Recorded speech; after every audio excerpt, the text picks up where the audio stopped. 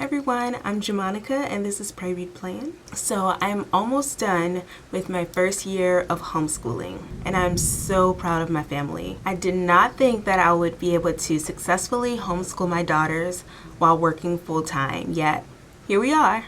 We did it. We survived. Not only did we survive, but we're doing it again next year. I felt the need to share how I was able to homeschool while working full time because for real, I never thought that I would be able to do this.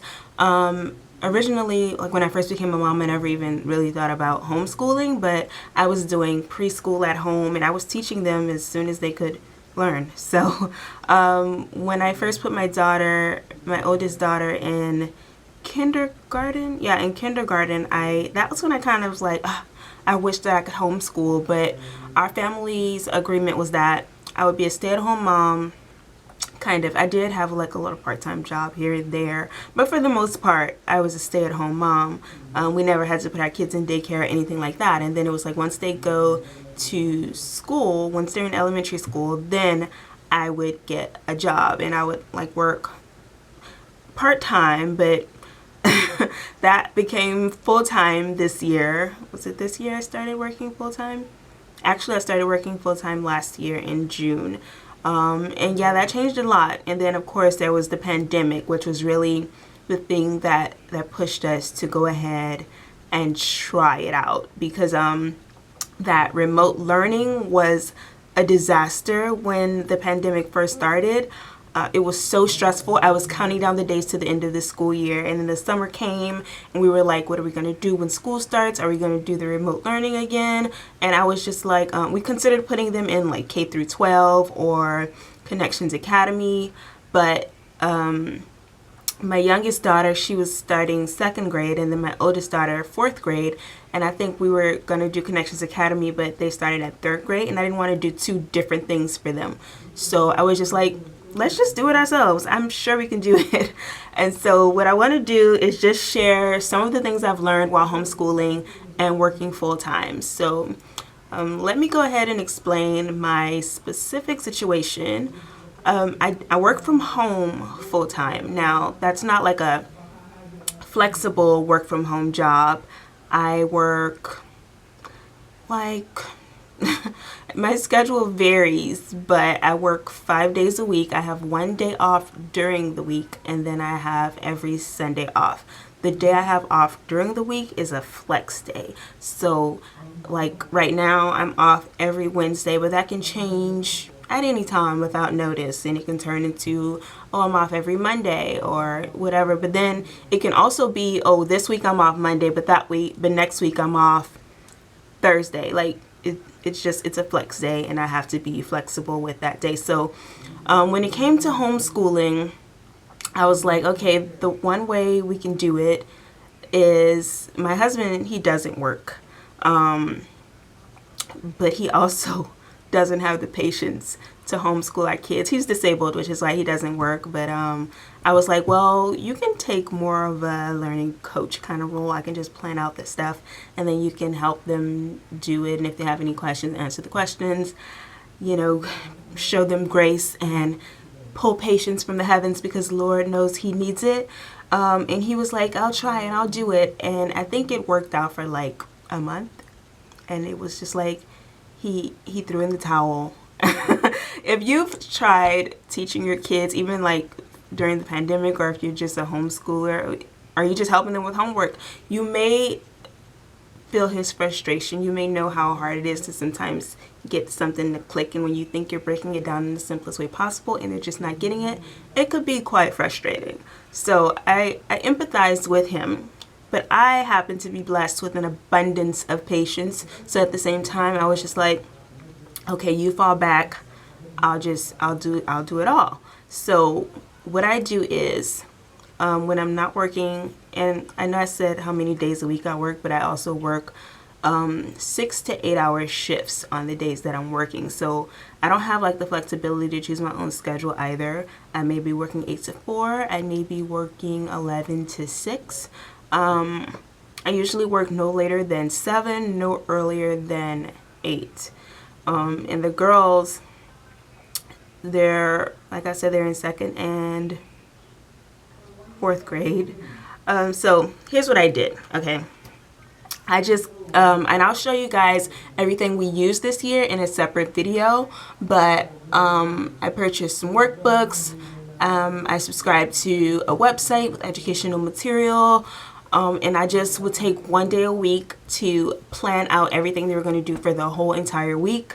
When I'm off, like if I'm off early or I have enough energy, if they had any questions, then it doesn't matter how tired I am. I'm gonna be like, okay, so you couldn't figure out how to do this math problem? Well, let's work on this right now. And then on my off day, that's when I sit with them and work through everything, and then I do whatever they could not do without me. Like we were working through ancient Egypt, and so I wanted to be more hands-on with that, so we would only work on that on my day off. When we did typing, we would only do that on my day off because I wanted to, you know, see how they were doing it. I didn't want to just depend on them to do it properly. Anything where they need me 100%, it was done on my day off. So okay, so let's get into the tips I want to share about working full-time while homeschooling. I feel like this is all over the place. So the first thing is have an open mind. So when first starting our homeschool, I kind of had a certain idea of how it would go, but things kind of changed as how do I say this? Things were changing whenever they needed to, basically. So they had a set schedule on what they were supposed to do when, but I decided that they could use a little more flexibility. I wanted them to be able to enjoy the perks of being homeschooled, which to me, or to us in general, to our family, is sleeping in, like not until like 10 o'clock, but if they wanted to sleep in until 8 or 9, then that's fine. But you still have to get A, B, C, D, E, F, G done before you're done with school. But at first I started with like a specific start time, and that didn't work out. So tip number 1 is definitely have an open mind with scheduling, flexibility, and the individual needs of your children as well. So in order to make this work, I needed my kids to be self-starters. They needed to be accountable for their own stuff. So I made the checklist, and this is what you have to do every day. And when I'm on my break and I come in and I see, oh, you haven't gotten to this yet, or oh, did you skip this? Like, and they're like, oh, I forgot. So they have to be held accountable for those things. Step number 2 is definitely being organized for both the children and myself as the homeschooler. I have to have all of their work organized, from what they've done to what they're gonna do. They have to have their set schedule to know what's expected of them on each day. And so, yeah, being organized it's really, really, really important when trying to homeschool. I can't imagine trying to do it without any type of schedule or organization. Step number 3 is communication, as far as communicating those expectations that I have with my kids, and them communicating to me what they need help on, or if something is just too hard, they need to be able to say that to me, and we definitely have an open line of communication. You see, they didn't have that with their father because, like I said, he didn't have the patience to say, okay, you don't understand that, but I just explained that to you. So sometimes, you know, if they just say, oh, I don't get it, and I explain it, and I'm like, do you get it now? Are you still like, what? And sometimes it just doesn't click. So just work on that particular thing a bit longer. There needs to be communication, and also there needs to be an open line of communication between myself and my husband, because if I'm feeling tired or burned out because I just got off work and I'm helping this kid with, oh, and by the way, since I do work full time and then sometimes I get off and I just go straight into homeschooling stuff, my husband does take over dinner pretty much every night. Like, that's his thing. He's in charge of what we're eating for dinner, so I don't have to worry about cooking dinner. Sometimes he'll clean the kitchen after dinner, so that is not a thing I have to do. Most of the time I do that, but sometimes he does it. And you know, working from home, I don't have a commute, so I can get my housework done, and I mainly try to get that done on Sundays when I'm off, or on days when I get off earlier.